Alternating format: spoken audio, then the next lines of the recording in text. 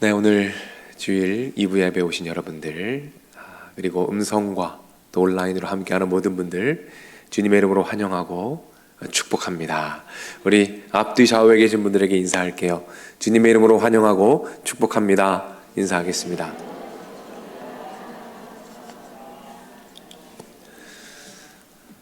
네, 감사합니다. 오늘은 다윗 10번째 시간입니다. 거울 공동체라는 제목으로 여러분과 말씀을 나누어 보고자 합니다. 오늘은 지금까지 다윗의 이야기들을 잠깐 복습해 보고 오늘 말씀으로 한번 들어가 볼게요. 여러분 한번 들어보시면서 기억나는 부분들이 있는지 한번 생각해 보셨으면 좋겠어요. 이 다윗이 목동으로 양을 칩니다. 그때 사무엘에게 기름 부음을 받죠. 그리고 골리앗 앞에 서게 됩니다. 그 골리앗이란 위기를 기회로 바꾸게 되죠. 그때 사울이 질투하기 시작합니다. 그리고 다윗은 도피 생활을 시작하죠. 그 도피 생활 가운데 많은 도움을 주었던 친구가 한 명 있습니다. 누구죠? 요나단이죠. 요나단의 도움을 받지만 요나단 또한 떠나가게 됩니다. 그리고 홀로 도피하는 외로운 시간이 시작되죠. 그때 처음으로 찾아간 곳이 어디였습니까? 놉이라는 곳이었어요. 거기에서 누구를 만나죠? 아히멜렉이라는 제사장을 만납니다. 그런데 다윗이 그 제사장에게 거짓말을 하죠. 뻔뻔하게 거짓말하는 모습을 보입니다. 자, 여기까지인데요. 기억나는 게 좀 있으신가요? 네, 기억 안 나셔도 괜찮아요. 제가 나중에 또 반복해서 여러분들께 기억하도록 도와드릴게요. 자, 이제 다윗이 그 제사장을 떠나서 가드라는 곳으로 갑니다. 근데 그 가드에서 다윗이 굴욕을 당해요. 그 가드에서 다윗이 생명의 위협을 느끼는데 살기 위해서 미친 척을 합니다. 침을 흘리고요. 문을 막 긁으면서 미친 척을 해요. 맨정신으로 미친 척을 했으니까 얼마나 마음이 아프겠습니까? 자, 여러분, 다윗의 모습을 보십시오. 어떻습니까? 우리가 봐도 다윗의 상태가 그렇게 좋지 않아요. 뭔가 문제가 있어 보입니다. 거짓말을 하죠. 미친 척을 합니다. 정신없이 도망다니고 있어요. 누가 봐도 어려운 상황입니다. 안 좋은 상황이에요. 그런데 더 심각한 게 뭔지 아십니까? 더 심각한 게 뭔지 아세요? 그것은 다윗 스스로 그것을 모르고 있다는 겁니다. 자신의 상태가 어떤지 전혀 인지하지 못하고 있다는 거예요. 자신이 감정적으로 얼마나 무너져 있는지, 자신이 영적으로 얼마나 침체되어 있는지, 자신이 육신적으로 얼마나 무너져 내려 있는지를 전혀 인식하지 못하고 있습니다. 만약 다윗이 그것을 인지했다면 다윗은 기도했을 거예요. 그러나 요나단과 헤어진 이후에 한 번도 기도했다는 내용이 없습니다. 다윗은 자기 자신을 모르고 있어요. 얼마나 어려운 상황인지 모르고 있습니다. 전혀 인지하지 못하고 있다는 것입니다. 지금 다윗에게 필요한 것은 무엇입니까? 자신의 상황을 인지하는 겁니다. 자신의 상태를 아는 거예요. 자, 여러분, 이렇게 자기 자신의 상태를 아는 것, 이걸 뭐라 부르는지 아십니까? 자신의 상태를 인지하는 것, 이것을 메타인지라고 불러요. 여러분 들어보셨죠? 메타인지. 요즘에 많이 일반화되어 있습니다. 이 메타인지가 뭐냐? 제가 이것을 한 실험을 통해서 여러분께 설명을 드리도록 하겠습니다. 한 실험이 있었어요. 학생들을 대상으로 실험을 했습니다. 기억력에 대한 시험이었어요. 두 부류로 학생들을 나누었습니다. 한 그룹은 공부에 있어서 탁월한 은사를 가진 친구들, 상위 0.1%그 우등생들이 있었고요. 다른 한쪽에는 일반 학생들이 있었습니다. 이렇게 두 그룹으로 나뉘어서 실험을 진행했어요. 자, 어떤 실험을 진행했냐면 단어를 쭉 보여주고 짧은 시간 안에 그 단어를 외우는 겁니다. 화면에서 보실 때, 여러분 보실 때 오른쪽이 그 상위 0.1% 아이들이고 왼쪽이 일반 학생들입니다. 그런데 실험 결과가 흥미로웠어요. 시험 결과를 보니까 기억력에는 별 차이가 없었대요. 기억력은 비슷했답니다. 그러면 도대체 뭐가 차이가 있었을까요? 그 차이는 어디에 있었을까요? 이 학생들에게 이 시험을 보기 전에 기억한 단어들을 쓰기 전에 한번 물어봤답니다. 학생은 단어를 몇 개나 맞출 수 있을 것 같아요? 학생은 단어를 몇 개나 기억할 수 있을 것 같아요? 라고 물어봤답니다. 그 결과는 어땠을까요? 자, 화면을 보시면 위쪽에 있는 아이들이 그 상위 0.1% 아이들입니다.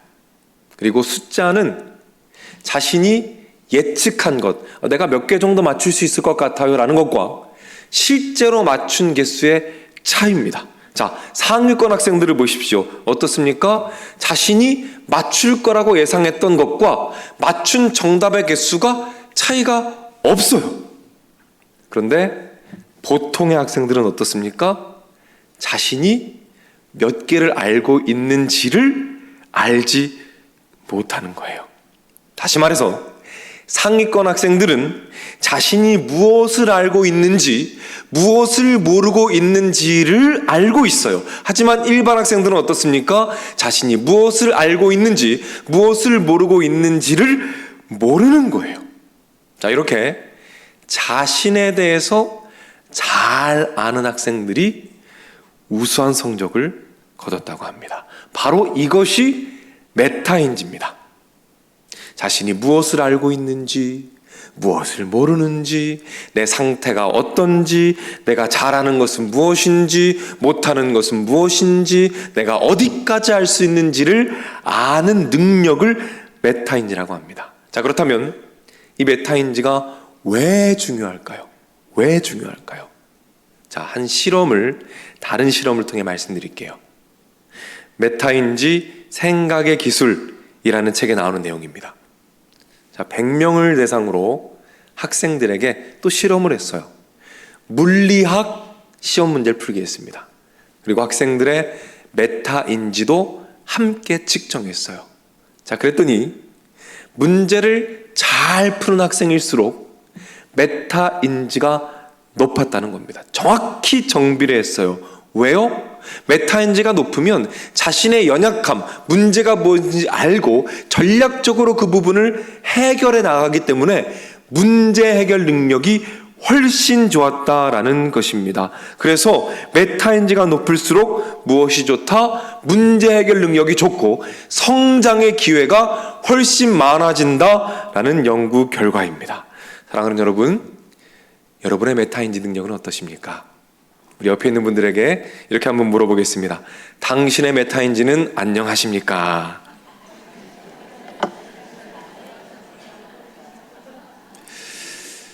자, 이제 다시 다윗으로 한번 돌아와 볼게요. 자, 다윗의 치명적인 문제가 무엇입니까? 지금 자신의 상황을 모른다는 거예요. 다시 말해서 영적인 메타인지 능력을 완전히 상실했다는 것입니다. 자신의 영적인 상태를 보지 못해요. 자기가 자신의 힘으로 지금 모든 것을 하려고 발버둥 친다는 것을 모릅니다. 더 이상 기도하지 않는다는 것을 몰라요. 하나님께로부터 멀어졌다는 사실을 전혀 인지하지 못하고 있다는 것입니다. 그렇게 자신을 모르고 점점 어려운 상황 가운데 있다는 것이죠. 이런 상태에서 다윗이 허겁지겁 도피합니다. 그리고 어디에 다다를까요? 아둘람 동굴에 다다릅니다. 그리고 하나님께서 아둘람 동굴에 사람들을 보내주십니다. 자, 지난주에 우리가 봤던 말씀이죠. 그런데 오늘은 특별히 하나님께서 어떤 사람들을 보내주셨는가, 하나님께서 특별히 어떤 사람들을 보내주셨는가, 이 부분에 집중하면서 우리 말씀을 한번 읽어보겠습니다. 말씀을 읽습니다. 환난당한 모든 자와 빚진 모든 자와 마음이 원통한 자가 다 그에게로 모였고, 여러분 어떤 사람들인지 잘 기억해 두십시오. 어떤 사람들을 부르셨는지 잘 기억하십시오. 하나님께서 특별히 이 사람들을 선택하셔서 아둘람에 보내주십니다. 왜일까요? 왜 하나님이 이런 종류의 사람들을 보내셨을까요? 제가 지금부터 설명을 드릴 테니까 잘 따라와 보시기 바랍니다. 자, 다윗이 시편을 썼어요. 근데 시편에 여러 것을 썼는데 그 시편을, 다윗의 시편을 보면 다윗이 반복해서 말하는 문제들이 있습니다. 반복해서 말하는 어려움들이 있어요. 자, 어떤 이야기들을 반복해서 많이 하는지 한번 말씀을 통해서 확인해 보겠습니다. 자, 첫 번째입니다. 시편 22편 11절 말씀. 자, 한번 한 목소리를 읽겠습니다. 나를 멀리하지 마옵소서. 환난이 가까우나 도울 자가 없나이다. 자, 다윗이 무엇을 말합니까? 환난 당했다. 내가 환난을 많이 당했다라고 반복해서 말하고 있어요. 자, 두 번째, 또 다윗이 어떤 상황들을 이야기하는지 한번 4절 말씀, 시편 142편 4절입니다. 한번 읽어보겠습니다. 오른쪽을 살펴보소서. 나를 아는 이도 없고 나의 피난처도 없고 내 영혼을 돌본 이도 없나이다. 완전한 외톨이였다는 겁니다. 여러분, 누가 외톨이가 될까요? 빚진 자들입니다. 빚진 자들은 주변의 사람들이 떠나가요. 다윗은 빚진 자였어요. 사람들이 자신을 떠나갑니다. 외로운 삶을 살았어요. 이 외로움을 여러 번 표출합니다. 자, 세 번째, 어떤 상황 가운데 있었는지, 자, 시편 142편 2절입니다. 자, 화면을 보면서 읽겠습니다.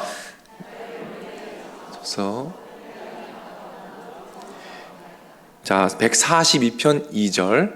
자, 이 말씀을 읽을게요. 다시 한번 읽겠습니다. 내가 내 원통함을 그의 앞에 토로하며. 자, 어떻습니까?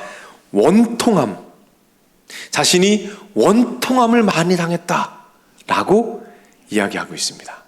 자, 정리해 볼까요? 다윗이 세 가지를 반복해서 얘기했습니다. 뭐죠? 환난 당한 거, 빚지고 외로운 거, 원통한 거. 자, 이 세 가지 어디서 많이 본 거죠? 자, 오늘 본문 2절 말씀, 사무엘상 22장 2절 말씀 한번 읽어보겠습니다.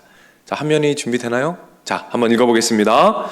환난 당한 모든 자와 빚진 모든 자와 마음이 원통한 자가. 자, 보십시오.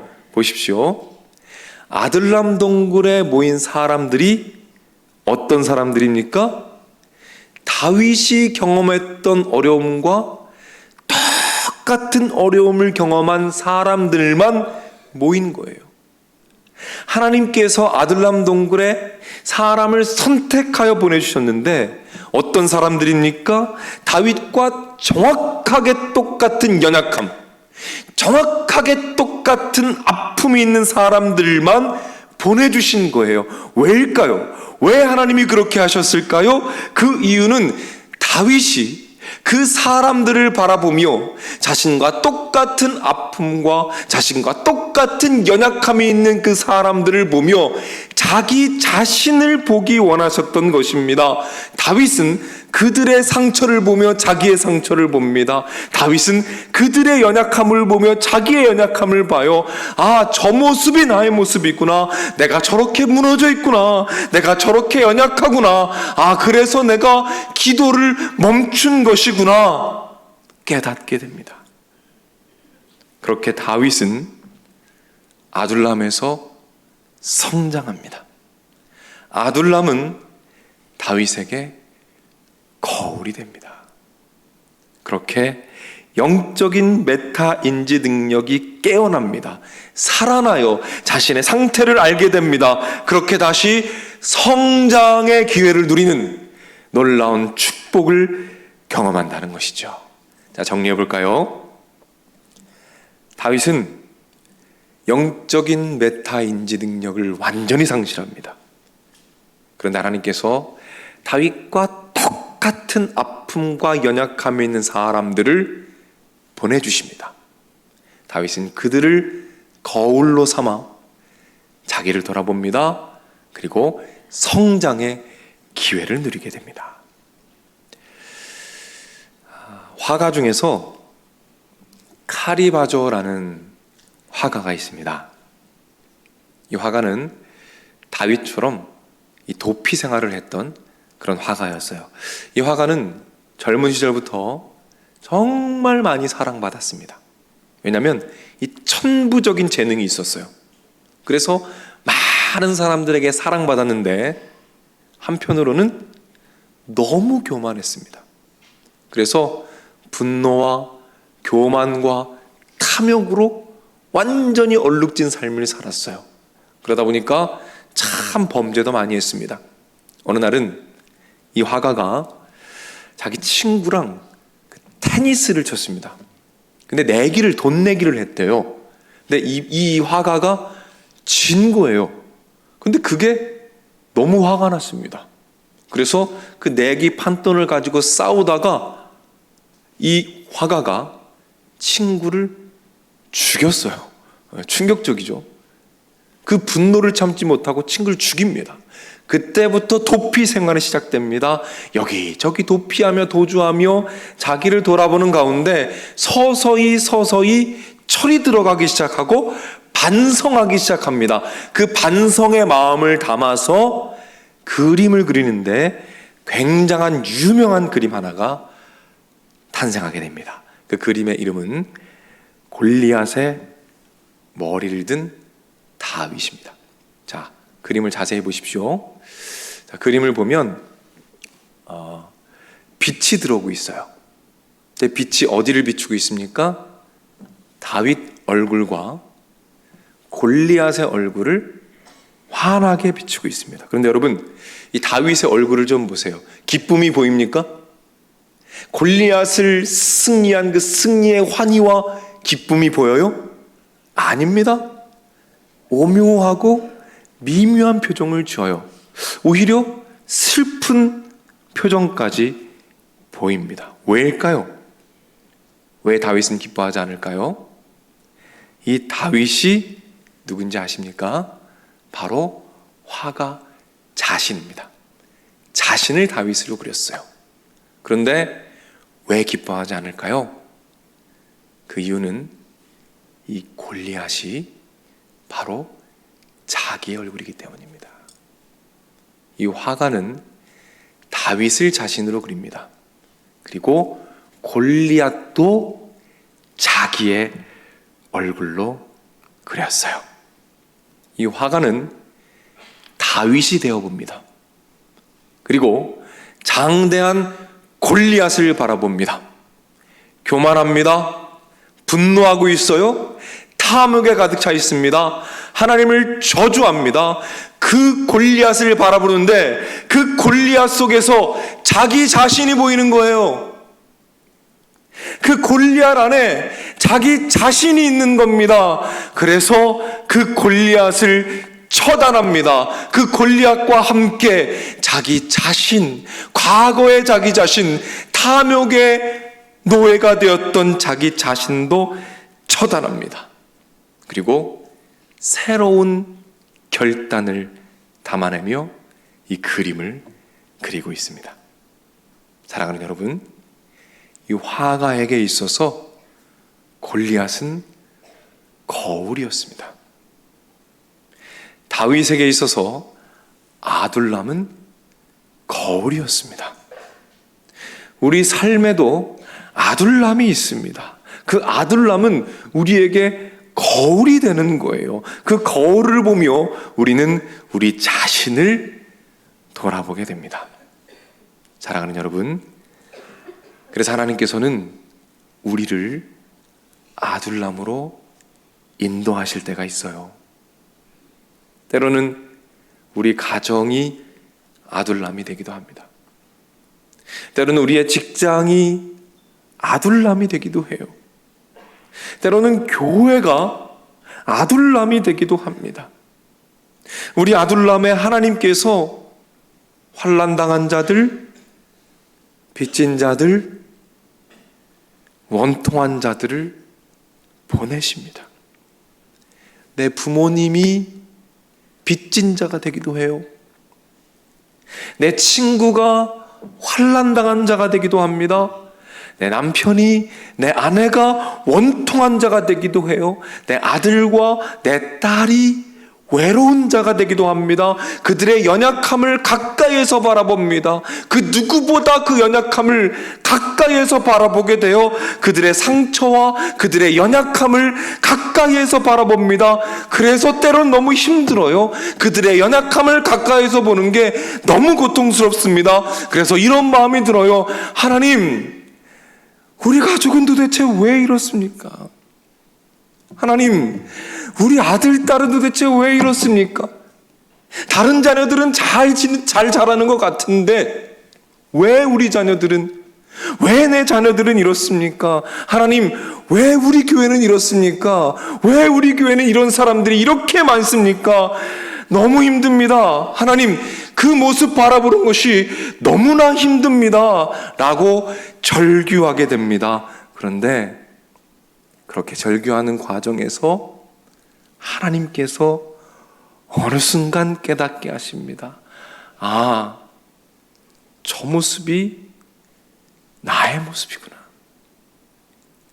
저 연약함이 나의 연약함이구나. 저 상처가 나의 상처구나.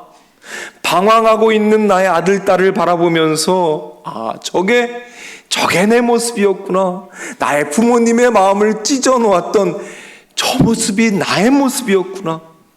교회 안에서 방황하는 영혼들, 잃은 양들을 바라보며 아, 저것이 나의 모습이었구나. 하나님의 마음을 그렇게도 아프게 했던 그 모습이 바로 나의 모습이었구나. 세상의 사람들을 바라보며 하나님을 모르고 방황하는 사람들을 바라보며 아, 하나님의 마음을 찢어 놓았던 저 모습이 바로 나의 모습이었구나. 나의 모습이었구나. 그렇게 그분들은 우리의 거울이 됩니다. 그리고 우리는 그들을 통해 우리 자신을 바라보게 됩니다. 그때 여러분, 놀라운 일이 일어납니다. 그때 어떤 일이 일어나는지 아십니까?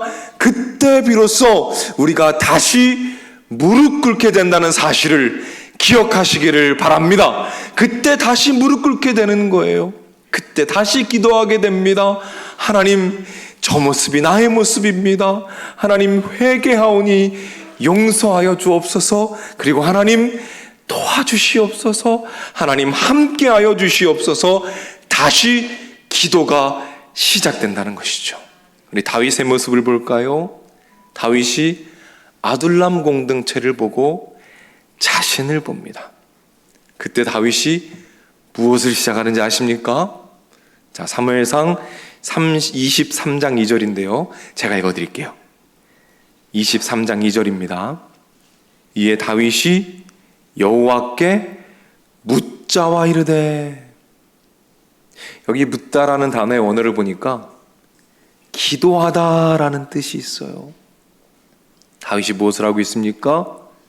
자기 자신을 보고 다시 기도하기 시작합니다. 아니, 다시 말해서 진정한 의미의 기도가 시작되는 거예요. 참된 겸손의 마음으로 마음을 찢는 기도가 시작됩니다. 그 아둘람에서 다윗이 다시 기도의 사람으로 거듭나게 되었다는 것입니다. 이 성장의 축복이 저와 여러분의 것이 됨을 믿으시기를 바랍니다. 사랑하는 여러분, 우리 공동체는 서로가 서로의 거울이 되는 거예요. 우리는 서로를 바라보면서 함께 성장해 갑니다. 우리는 서로가 서로를 보며 영적 감각을 깨워갑니다. 그때 우리 공동체는 기도의 사람들로 가득한 공동체가 되는 거예요. 언제든지 지금이 무릎 꿇어야 할 때이구나, 지금이 하나님께 엎드려야 할 때이구나 라는 사실을 인지하고 그 영적인 감각이 살아서 언제든지 하나님 앞에 무릎 꿇고 회개하며 간구하는 기도의 용사들이 우리 교회에 가득하게 될 줄로 믿으시기를 바랍니다. 그렇게 우리는 눈물의 공동체, 꿈꾸는 공동체, 거울 공동체가 되어서 서로가 서로를 깨우며 함께 울며 함께 성장하며 함께 열방을 치유하며 행진하면서 영적으로 잠들어 있는 자들을 깨워 하나님의 품에 안겨드리는 놀라운 축복의 일들을 함께 감당하게 될 줄로 믿으시기를 바랍니다. 사랑하는 여러분, 여러분의 메타인지 능력은 살아 있으십니까? 여러분의 아둘람은 어디이십니까? 그리고 여러분의 아둘람에 있는 환난당하고 빚지고 원통한 자들은 누구입니까? 자, 이 질문들을 마음에 담고 우리 다 같이 한번 자리에서 일어나겠습니다.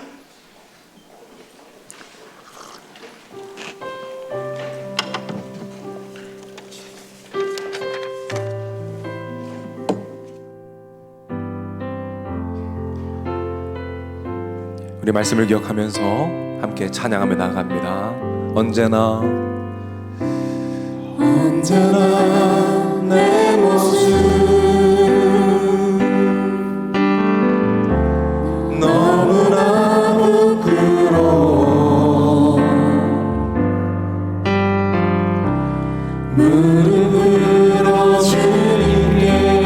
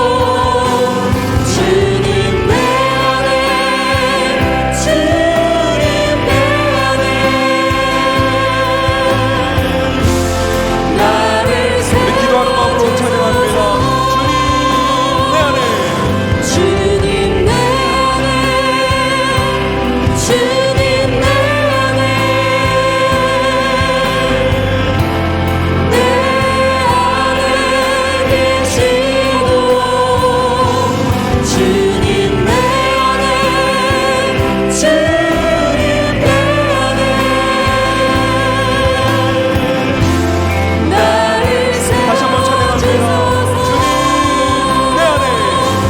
주님 내 안에 주님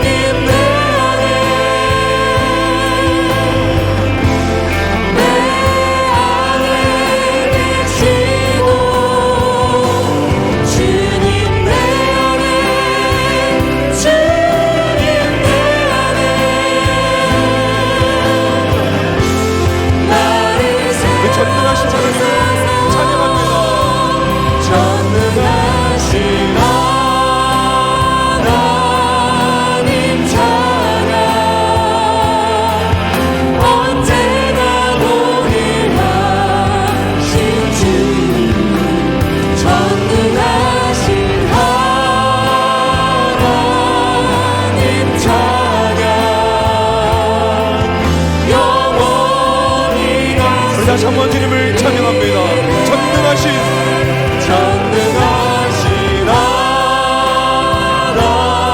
하나님 찬양 언제나 동일하신 주 전능하신 하나님 찬양 영원히 다스리네.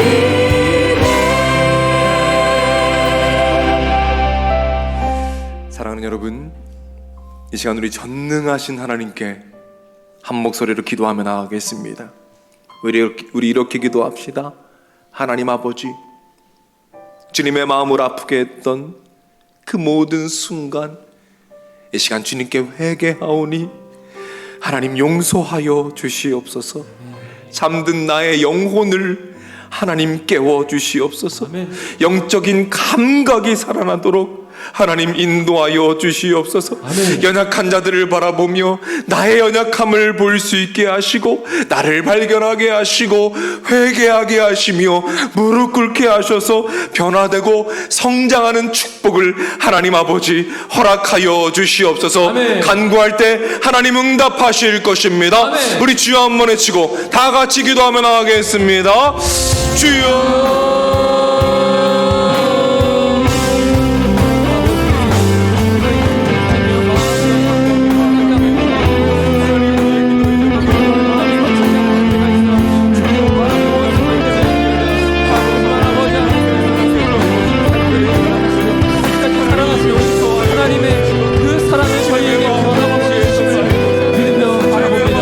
아버지 하나님 오늘 담임 목사님 통하여 주신 말씀 저희가 마음에 들게 해주시고 이제는 저희가 전능하신 하나님 아버지 인정하며 믿으며 나아가게 하여 주시옵소서. 아버지 하나님 저희의 시간을 구원하여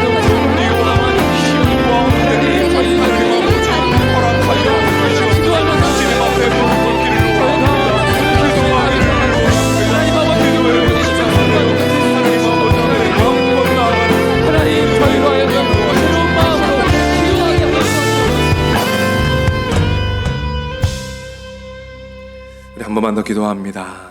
이 시간 기도할 때에는 여러분의 개인적인 소원과 기도의 제목들 하나님께 올려드리며 기도하겠습니다. 이 자리 가운데 혹시라도 한 주간 너무 분주하고 힘들어서 단 한 번도 기도할 수 없었던 분들 혹시 자리에 계시다면 이 시간 입을 열어 기도하시기 바랍니다. 하나님께서 기도 가운데 임재하시고 그 기도를 들으시고 응답하실 것입니다. 아멘. 여러분의 개인적인 간구와 기도의 제목들과 소원을 주님께 올려드리며 우리 주여 한번 외치고 합심해서 기도하겠습니다. 주여.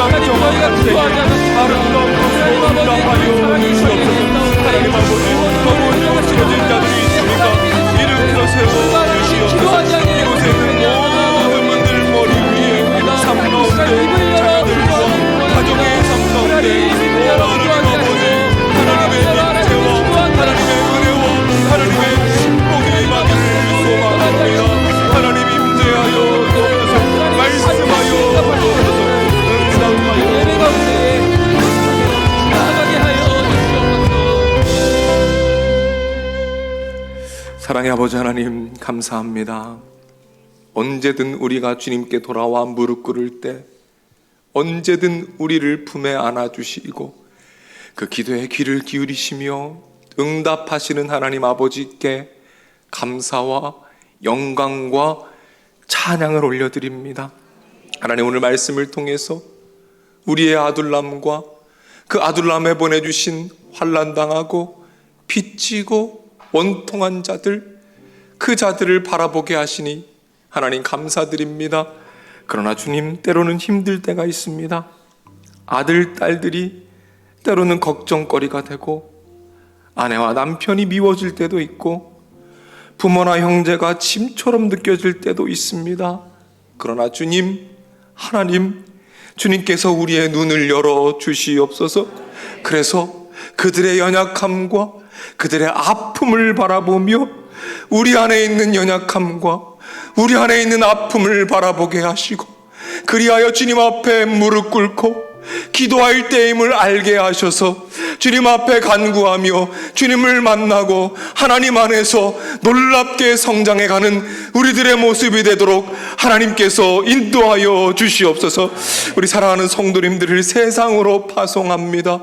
각자의 삶 속에서 세상의 풍파 가운데 지치고 넘어질 때에 오늘 이 예배가 기억나게 하시고 찬양의 가사가 생각나게 하시며 오늘의 이 말씀이 기억나 승리할 수 있도록 주님께서 인도하여 주시옵소서. 길이요 진리요 생명 되시는 우리 주 예수 그리스도의 은혜와 아버지 하나님의 넓으신 사랑과 성령님의 감화, 감동, 축복, 역사, 인도하심이 이 자리에 참여한 주님의 자녀들, 병상에 있는 자녀들, 마음의 병으로 고통받는 자녀들, 군에 가 있는 젊은이들, 해외나 지방에 나가 있는 주의 백성들, 선교지에서 복음을 위해 헌신하는 선교사님들, 영상을 통해 가정에서 예배드리고 있는 믿음의 가족들, 저들의 가정, 저들의 하는 일, 저들의 앞날 위에 이제로부터 영원토록 함께 있을지어다. 아멘.